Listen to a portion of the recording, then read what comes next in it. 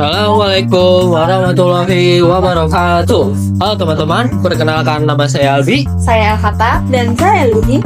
Kami dari kelompok 6. Pada kesempatan kali ini kami akan membahas tema yang sangat penting dalam berbangsa dan bernegara, yaitu memahami demokrasi Pancasila dan temporer dalam bingkai keluarga negara. Dalam vlog ini kami akan menjelaskan apa itu demokrasi Pancasila, Bagaimana perannya dalam kehidupan sehari-hari, serta menjaga peran warga negara dalam menjaga demokrasi di Indonesia. Mari kita simak bersama. Nah, sebelum kita membahas lebih jauh, kita juga perlu memahami apa sih yang dimaksud dengan demokrasi Pancasila. Nah, demokrasi Pancasila ini adalah suatu sistem demokrasi yang bersumber pada nilai-nilai Pancasila sebagai dasar negara Indonesia. Nah, demokrasi ini menekankan musyawarah, gotong royong, keadilan sosial, penghormatan terhadap hak asasi manusia, dan juga kedaulatan rakyat yang dijalankan sesuai dengan konstitusi.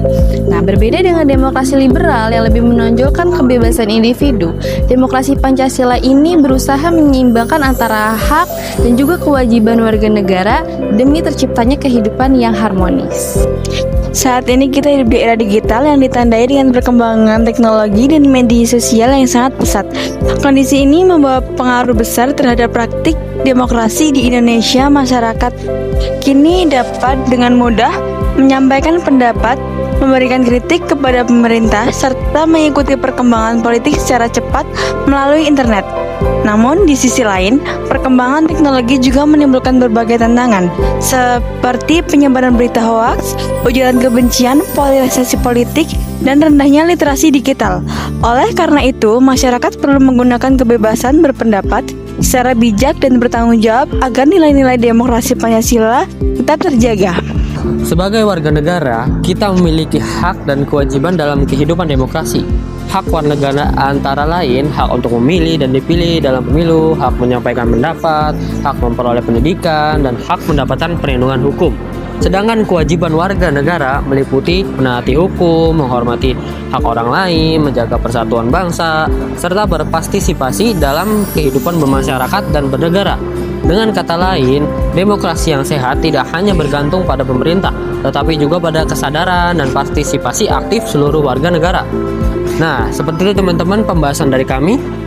Dan untuk mengetahui bagaimana pandangan masyarakat mengenai demokrasi Pancasila saat ini, kami telah mewawancarai salah satu narasumber.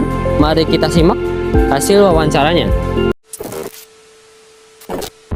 Menurut Anda, apa yang dimaksud dengan demokrasi dalam kehidupan sehari-hari? Demokrasi itu adalah setiap orang itu memiliki hak suara untuk menyampaikannya. Contohnya kalau kita tarik contoh ya, kita sebagai mahasiswa itu kan ada kelas. Di struktur ada ketua kelas, ada anggota kelas. Nah, di situ anggota kelas berhak menyampaikan suaranya demi berjalannya kelas itu kepada ketua kelas. Contohnya seperti itu. Menurut Anda, apakah masyarakat saat ini sudah cukup aktif dalam menyampaikan aspirasi dan berpartisipasi dalam kehidupan demokrasi?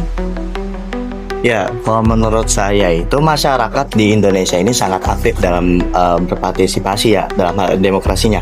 Contohnya di negara kita itu ada namanya pemilu, pilkada, di mana masyarakat itu wajib memilih pemimpin mereka yang selanjutnya gitu. Nah, itu adalah salah satu bentuk demokrasi, yaitu dengan cara memilih calon pemimpin di masa periode selanjutnya gitu. Jadi menurut saya aktif ya. Menurut Anda, bagaimana pengaruh media sosial terhadap pelaksanaan demokrasi di Indonesia saat ini? Bagi saya, media sosial sekarang itu sangat aktif dalam berpartisipasi menyuarakan demokrasinya. Karena kembali lagi, demokrasi tadi itu adalah di mana semua rakyatnya berhak untuk bersuara pada pemimpinnya. Nah, keadaannya ini, media sosial yang sekarang sangat aktif mengangkat isu-isu terkini seperti kenaikan kurs dolar ataupun tuntunan-tuntunan yang viral gitu di masyarakat. Nah, peran media itu yaitu dia membuat sebuah narasi yang disebar di media sosial agar masyarakat bisa membaca terkait isu yang sedang terjadi. Nah, itu adalah bentuk demokrasi melalui media sosial seperti itu. Ya. Menurut Anda, apakah tantangan terbesar dalam menjaga demokrasi Pancasila di era modern? tantangannya khususnya kita sebagai mahasiswa ini ya, tadi kan saya bilang salah satu bentuk demokrasi bisa dilakukan oleh media sosial ya. Nah, tantangan kita sebagai individu mahasiswa ini, kita harus bijak dalam memilih berita mana yang hoax atau berita mana yang fakta. Terutama berita hoax yang dapat memecah belah persatuan bangsa ini. Karena berita-berita hoax itu sangat berbahaya gitu. Karena kalau misalkan orang mudah terpercaya dengan berita-berita tersebut, maka akan timbul sebuah provokasi yang dimana demokrasi di Indonesia ini akan terancam gitu. Jadi ya pintar memilah dan memilih mana berita yang fakta atau berita yang hoaxnya. Seperti itu.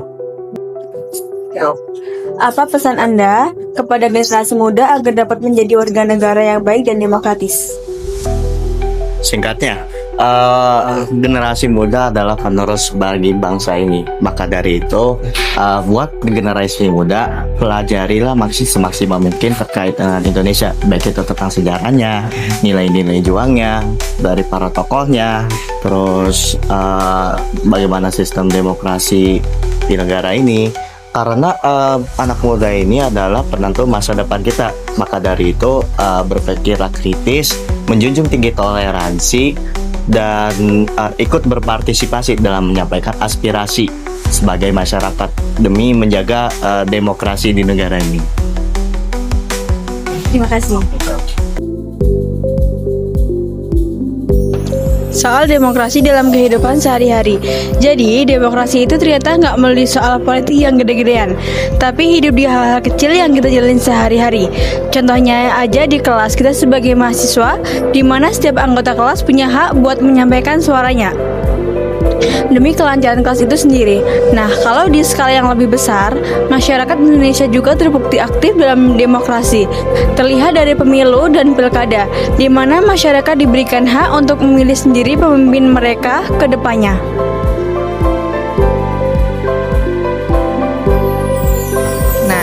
Yang kedua, soal peran media sosial dalam demokrasi. Nah, pada saat ini media sosial itu jadi salah satu wadah yang sangat aktif menyuarakan demokrasi. Karena media sosial mengangkat isu-isu terkini seperti kenaikan kurs dolar sampai tuntutan-tuntutan yang viral di masyarakat. Sehingga membentuk narasi yang membuat masyarakat lebih paham terhadap apa yang sedang terjadi di sekitarnya. Soal tantangan dan pesan buat generasi muda. Di balik manfaatnya, media sosial juga punya tantangan, yaitu kita sebagai mahasiswa harus bijak memilih berita hoak dan fakta, sebab berita hoak bisa memicu provokasi yang mengancam persatuan dan demokrasi bangsa. Makanya, sebagai generasi penerus, kita perlu mempelajari sejarah, nilai-nilai perjuangan, dan sistem demokrasi negara. Ini sambil terus berpikir kritis, menjunjung toleransi, dan aktif menyampaikan aspirasi demi menjaga demokrasi di Indonesia ke depannya. Sekian dari vlog dari kami mengenai memahami demokrasi Pancasila kontemporer dalam bingkai kewarganegaraan, dan juga terima kasih kepada narasumber untuk meluangkan waktunya untuk diwawancarai. Saya Albi, Saya Elkata. Dan saya Eli. sampai jumpa pada kesempatan berikutnya. Wassalamualaikum warahmatullahi wabarakatuh.